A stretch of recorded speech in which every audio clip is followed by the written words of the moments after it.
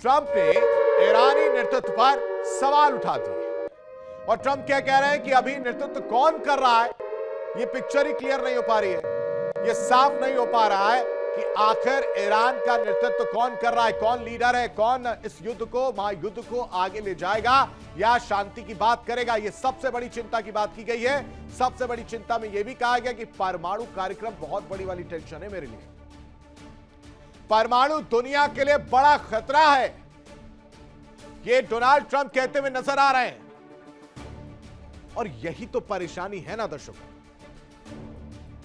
यही वो पॉइंट है ना जिसको लेकर डोनाल्ड ट्रंप लगातार प्रेशर बना कह रहे कि आपने जो प्रस्ताव भेजा वो मैं नहीं मानूंगा, क्योंकि उसमें सबसे पहला पॉइंट आपने परमाणु कार्यक्रम रखा ही नहीं। तो जब आप इस पर बातचीत नहीं करेंगे तो मैं आपकी बात नहीं मानूंगा, क्योंकि परमाणु कार्यक्रम को लेकर मैं बहुत चिंतित हूं, बहुत टेंशन में हूं। यह दुनिया के लिए बहुत बड़ा खतरा है और जब तक आप इसको लेकर नहीं बातचीत करेंगे तब तक बातचीत नहीं होगी। स्टेट ऑफ हॉर्मूज तो बात में, क्योंकि अगर स्टेट ऑफ हॉर्मूज पर ढिलाई बरत दी अमेरिका ने तो वो अपने आप को बैकफुट पर महसूस करेगा। लेकिन एक और बड़ी खबर, इजराइल लेबनान के बीच युद्ध विराम के बाद भी लड़ाई लगातार जारी है। इजराइल लेबनान के बीच ये युद्ध विराम जो हुआ था वो दरअसल सिर्फ और सिर्फ दिखावा है, ये समझिए, क्योंकि लगातार हमले किए जा रहे हैं इजराइल की तरफ से भी। लेबनान के दक्षिणी हिस्से की अगर बात की जाए तो वहां पर हालात पूरी तरह से तनावपूर्ण नजर आ रहे हैं। इजरायली सेना लगातार एयर स्ट्राइक कर रही है, हवाई हमले कर रही है। मंगलवार रात हमला हुआ जिसमें 5 लोगों की मौत हो गई, साथ ही साथ लेबनानी सेना के 2 जवान भी घायल हुए हैं। एक तरफ डोनाल्ड ट्रंप की यह चिंता है, परमाणु दुनिया के लिए खतरा है, दूसरी तरफ सीजफायर की बात सामने आई थी 10 दिन का, उसके बाद से 2 हफ्ते और बढ़ाए गए, लेकिन उस सीजफायर की आड़ में लगातार हमले हो रहे हैं। कौन जिम्मेदार है? आपने तो कह दिया कि सीजफायर हो गया है, लेकिन उसमें जो पॉइंट्स रखे गए, जो गेम किया गया, वो यहां समझना जरूरी है। कहा गया कि सेल्फ डिफेंस के नाम पर हम हमला कर सकते हैं। तो क्या हर बार ये कौन तय करेगा कि पहला हमला कर कौन रहा है? हिजबुल्लाह? ये कैसे तय होगा कि इजराइल ने पहले हमला किया या हिजबुल्लाह हमला कर रहा है, जो ये प्रॉक्सीज है ईरान के? और सेल्फ डिफेंस की आड़ में कब तक हमले जारी रहेंगे? मौका चाहिए था, वो मौका नेतन्याहू को मिला है और इस मौके को दिलवाने के पीछे कहीं ना कहीं हाथ या दिमाग डोनाल्ड ट्रंप का है। आपको याद हो दर्शकों, जब सीजफायर वाली बात निकलकर सामने आई थी तब कहीं भी जिक्र नहीं था कि लेबनान इसमें शामिल है।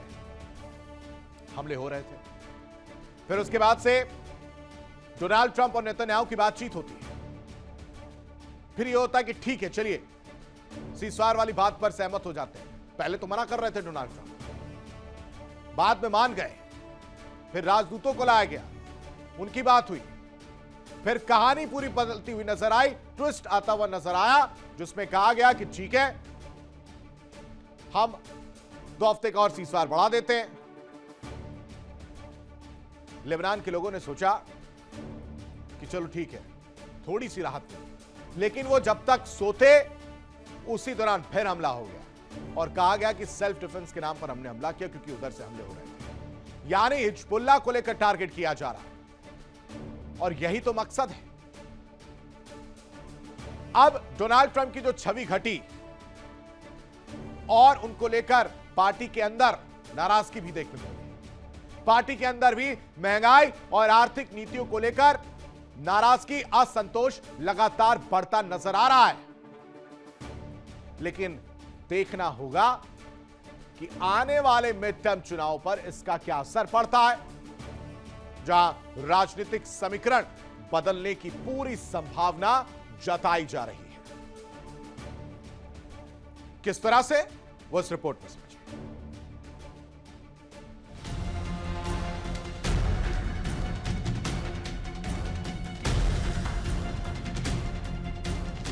सर्वे में सिर्फ 22% लोग ही मानते कि ट्रंप महंगाई संभाल पा रहे हैं, जबकि आधे से ज्यादा अमेरिकी मानते कि बाइडेन के समय अर्थव्यवस्था बेहतर थी। सबसे चौंकाने वाली बात, अपनी ही रिपब्लिकन पार्टी में 41% लोग महंगाई से निपटने के तरीके से असंतुष्ट हैं। और बड़ा संकेत मिड टर्म चुनाव से पहले मिल रहा है। 85% मतदाता महंगे पेट्रोल और बढ़ती कॉस्ट ऑफ लिविंग से चिंतित हैं, और यही मुद्दा ट्रंप की राजनीति के लिए सबसे बड़ी चुनौती बनता जा रहा है।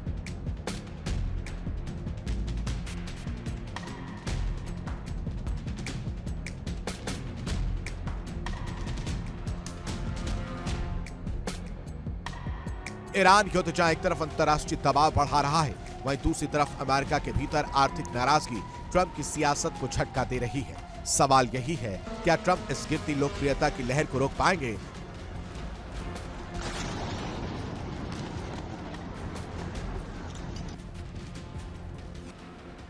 या हालात और बिगड़ेंगे? Bureau report, India daily. अब एक दावे की बात कर लेते हैं।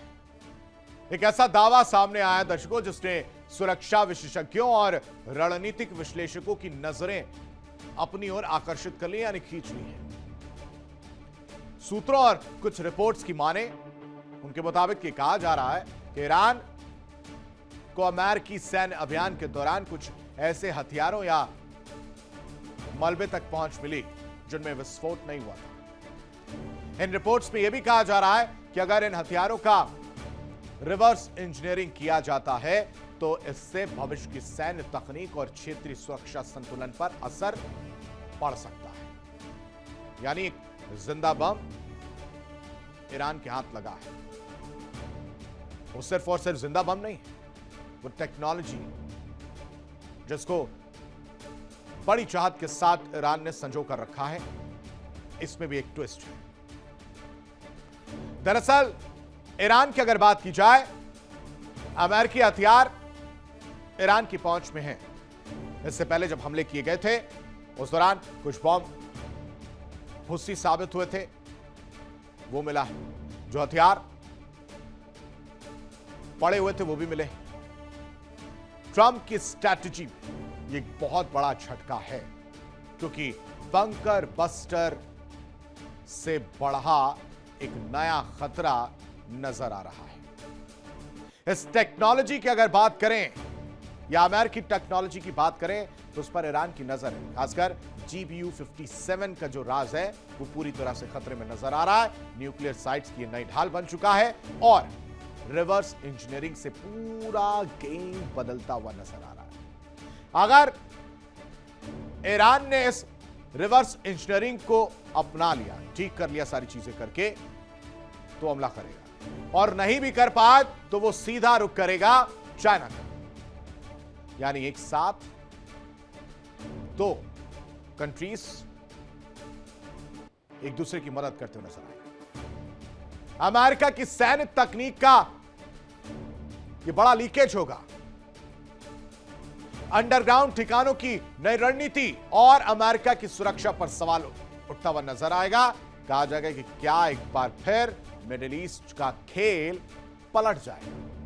क्या कहानी निकलकर सामने आ रही है, वो इस रिपोर्ट में समझिए।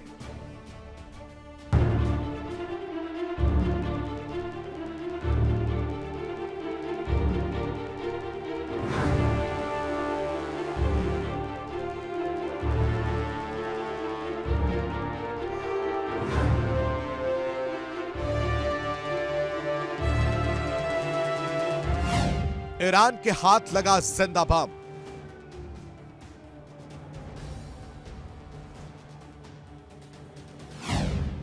खुलेंगे अमेरिकी सीक्रेट।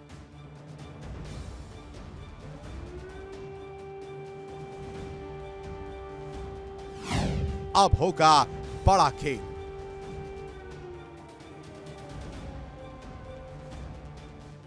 ईरान पर हमला ट्रंप के लिए रणनीतिक और कूटनीतिक मोर्चे पर गलती साबित हो रहा है। ट्रंप अपने ही बिछाई बिसात में उलझ गए हैं, लेकिन ये युद्ध के असर का वो हिस्सा है जो आशंका पर आधारित है। जबकि ईरान का एक दावा बता रहा है कि ट्रंप के युद्ध छेड़ने के फैसले ने पूरी अमेरिकी सेना और उनकी रिसर्च टीम के लिए संकट बना दिया है।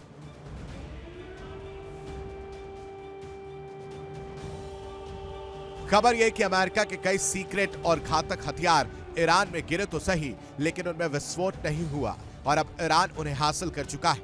लेकिन इससे होगा क्या? इसमें मल्टीपल फ्यूज है जो जमीन के अंदर लक्ष्य नष्ट करने में सक्षम है।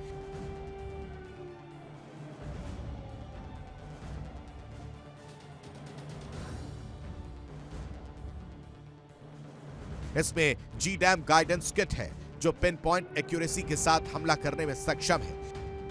इसका मजबूत स्टील आवरण जमीन भेदने और बड़े विस्फोट में मददगार है और सबसे खास बात यह है कि इसका विस्फोटक सुरक्षित है, यानी PBXCN-109 आग या गोली लगने पर सुरक्षित रहता है। इस बम का इस्तेमाल ईरान अपनी ढाल बनाने के लिए कर सकता है। इस बम के अनुसार ही अब न्यूक्लियर केंद्रों का सरफेस तैयार करेगा। ये इतना मजबूत होगा कि कंक्रीट और आयरन की लेयर में ही बम फंस जाएगा और 100 मीटर की गहराई में न्यूक्लियर केंद्र सुरक्षित रहेगा। यूरेनियम संवर्धन हॉल का काम प्रभावित नहीं होगा। इतना बड़ा बम गिरने के बावजूद वेंटिलेशन सॉफ्ट भी सामान्य काम करेंगे और सबसे अहम बात यह है कि मुख्य हॉल में रखा संवर्धित यूरेनियम को कोई नुकसान नहीं पहुंचेगा।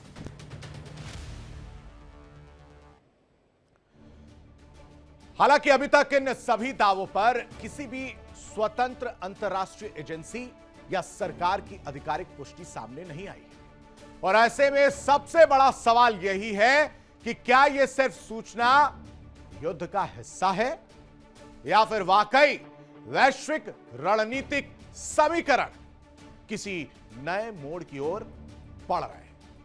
क्या कहती है रिपोर्ट, देखिए।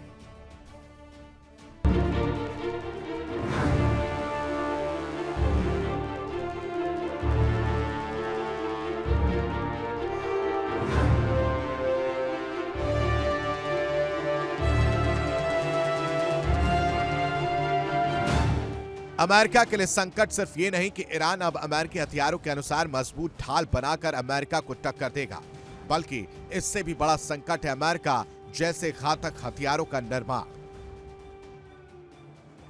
अगर अमेरिका के जिंदा घातक हथियार ईरान के हाथ लग गए हैं तो इसका अंजाम घातक होगा, क्योंकि ये सिर्फ धातु के टुकड़े नहीं बल्कि इनके अंदर बंद है अमेरिका की सैन्य तकनीक और अमेरिकी वैज्ञानिकों की दशकों की रिसर्च।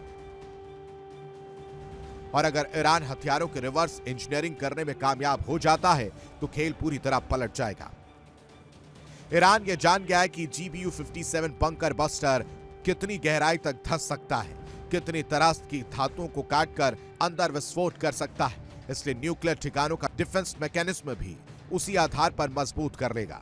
इसके अलावा ईरान खुद इस तकनीक का इस्तेमाल कर बंकर बस्टर बम भी बना लेगा, जिससे मिडिल ईस्ट में अमेरिकी और इसराइल के अंडरग्राउंड बेस तबाह किए जाएंगे। इसमें कोई शक नहीं कि अमेरिका के लिए युद्ध और सुरक्षा से जुड़ा बड़ा खतरा है। Bureau report, India daily. देखिए इंडिया डेली 24/7 अब आपके स्मार्ट टीवी पर। इंडिया डेली मौजूद है सभी डिजिटल प्लेटफॉर्म पर लाइव और लगातार। इंडिया डेली 24/7 हर दिन राष्ट्र को समर्पित।